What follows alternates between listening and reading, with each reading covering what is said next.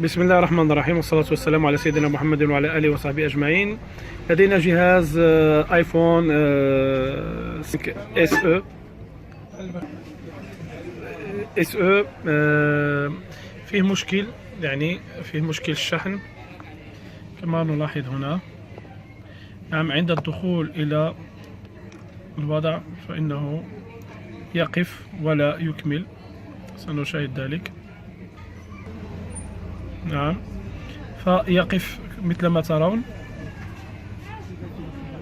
نعم، هكذا كما نشاهد، فلا يزيد. ونعم، حتى مرة يعني في مشكل في الشحن. طيب، إذا دخلت هكذا فإنه يستمر ويشتغل بشكل عادي. طيب، هذا المشكل بطبيعة الحال سيكون إن شاء الله مشكل بسيط. سنفتح الجهاز لأنه أصلا قاموا بفتحه، وكما يقول صاحب الجهاز أنه قام بإزالة بعض القطع الصغيرة. لهذا سنقوم إن شاء الله بفتحه ومعاينة الأمر وإصلاحه إن شاء الله بإذن الله. نعم، ثم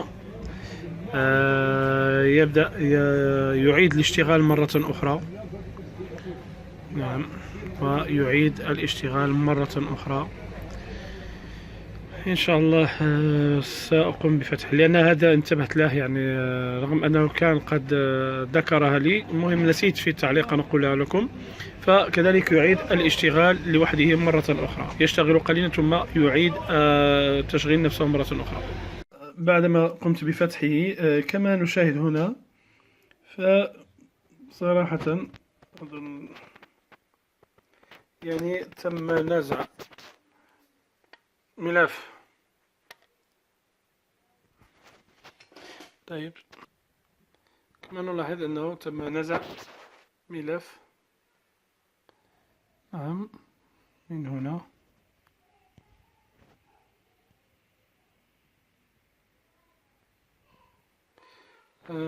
سنحاول معرفة مكانه بالضبط. طيب،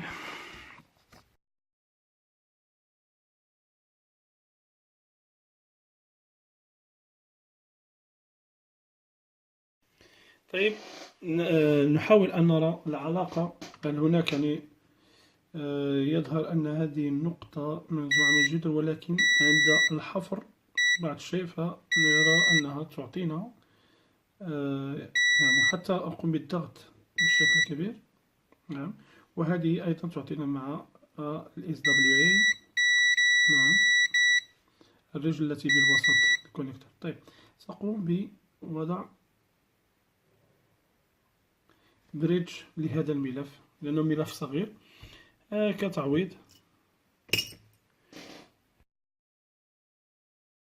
نشاهد هنا، يعني قمت يظهر